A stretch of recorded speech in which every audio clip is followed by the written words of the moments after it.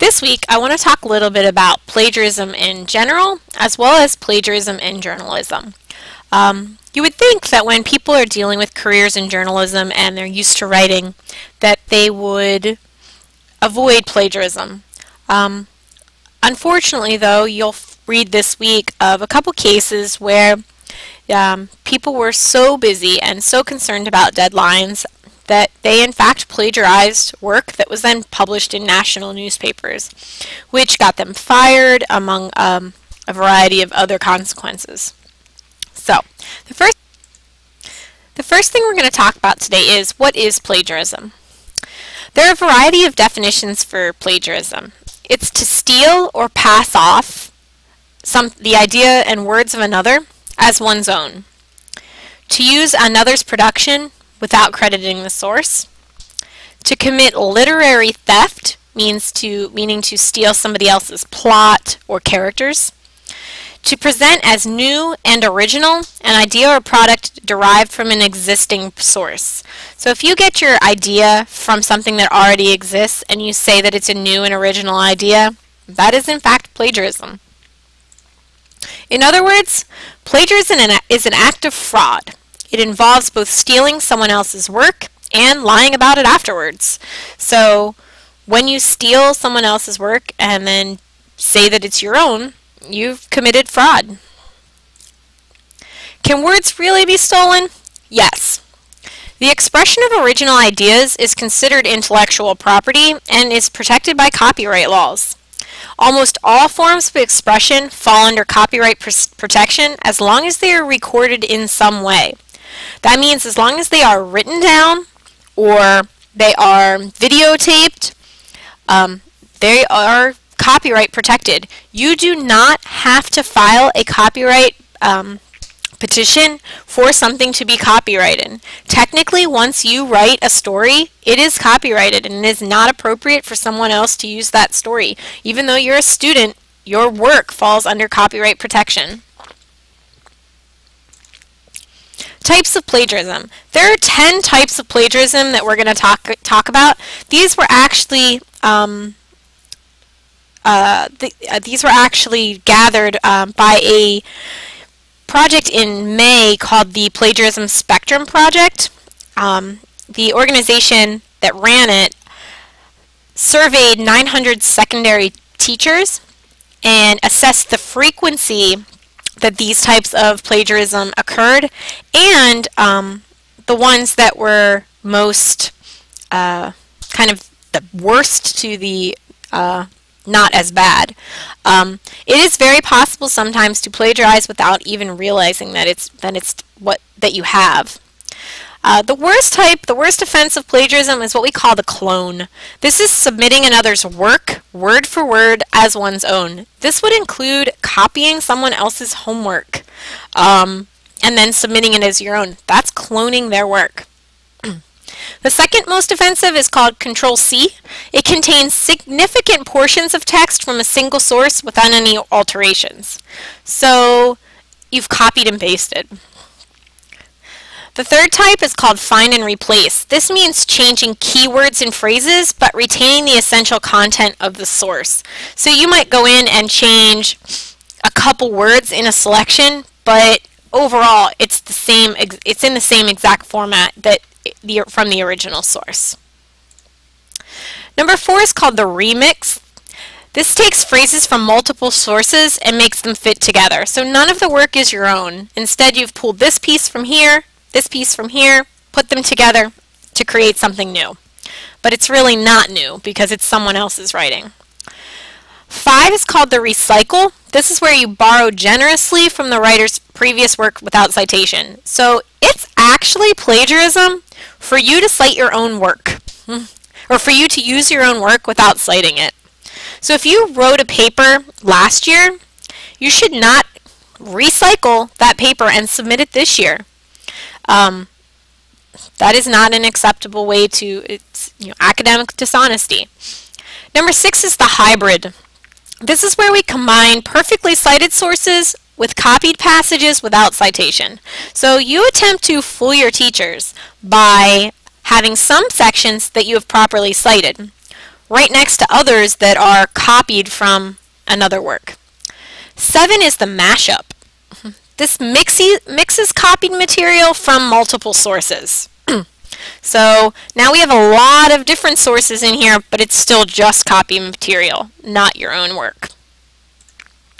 Number 7 is the 404 error. This includes citations to non-existent or inaccurate information about sources. So in essence, you've made up your sources in order to not have to do the research. I have caught students doing this in the past. I'm not understanding really why, because it takes more work to do this than it does to actually write the paper. Number 9 is the aggregator. This includes proper citations to sources, but the paper contains almost no original work. I find this most often with students who have not done a lot of research and who have trouble coming up with their own independent thoughts. They simply repeat what everybody else before them has done. And 10 is the retweet. This includes proper citations but relies too closely on the text's original wording and or structure. So you're trying to properly cite and to not plagiarize, but you're not moving beyond the original work that you're looking at. So those are the 10 most common types of plagiarism in the order of the worst offense to what we would consider a little bit of a least offense. How can we prevent plagiarism? Well, you can plan your paper. The first thing you should always do when you start to write any kind of paper or article is decide what it's going to look like. How should it be organized? You need to take effective notes and stay organized. When you take notes, you need to make sure that your notes is gathered, that you have, you know which notes came from which sources. You should try using different types of techniques to keep your notes organized. Maybe writing notes from one source in one color and notes from a different source in a different color, or using different color note cards. When you're in doubt, you should always cite your sources. If you're not sure whether something should be cited, cite it anyway, just to be sure that you're not plagiarizing. You should make it clear who said what. When you're talking about various sources, various experts, you want to make sure that we know who is responsible for which one. And also, you should know how to paraphrase. A paraphrase is a restatement in your own words of someone else's ideas. Okay? You have to change the entire sentence structure in order to create a paraphrase. However, paraphrases still need to be cited. Just because it's your own words doesn't make it your own ideas. Why does this matter in journalism? Well, first off, all the writing that you submit for this class must be your own. You should not submit copies of articles from real news sources, nor should you copy and paste articles from our school newspapers or anywhere else. Also, you should not invent news stories, sources, or quotes for your written assignments. Fabrication is unethical. You don't want to make stuff up. Okay? And last, journalism requires responsibility. Your job as a journalist is to present the facts, to present what has happened. You want to make sure that what you're presenting is correct. And being a good journalist requires that you show some responsibility. How can you avoid plagiarism as a journalist? 1, do your own reporting. Go out, speak with your sources yourself, take your own notes, ask your own questions, and make sure that you're not just getting the notes from someone else and making the assumption that they've done it correctly. Second, give credit where credit is due. If you read a similar article and you take a piece of that, give that journalist credit within your writing. This does happen. Oftentimes, you don't have the opportunity to go out and speak to every source available due to your timeline, your dateline, your time your article is due. So if you use another journalist's work, credit them, cite them, give them the opportunity to give them credit for what they've done. And last, check your copy. What that means is once you've written your story, read through it. A couple times. Make sure that what you're writing doesn't sound exactly like something else you read on the same topic, and that it's different, and different enough, not just a little different. So we want to make sure that it's different enough that it's original.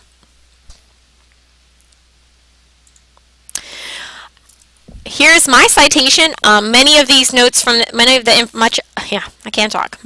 information from this presentation was retrieved from an article called "What is Plagiarism?" at www.plagiarism.org. There's a lot of information in there about how to avoid plagiarism, what plagiarism looks like. So if you have any questions about plagiarism, you can ask me, or also use this as a site. Please make sure that you complete all of this week's assignments by the end of the day on Friday. If you have any questions about any of the assignments, make sure that you send me an email and ask me. Otherwise, I hope that you all have a great week.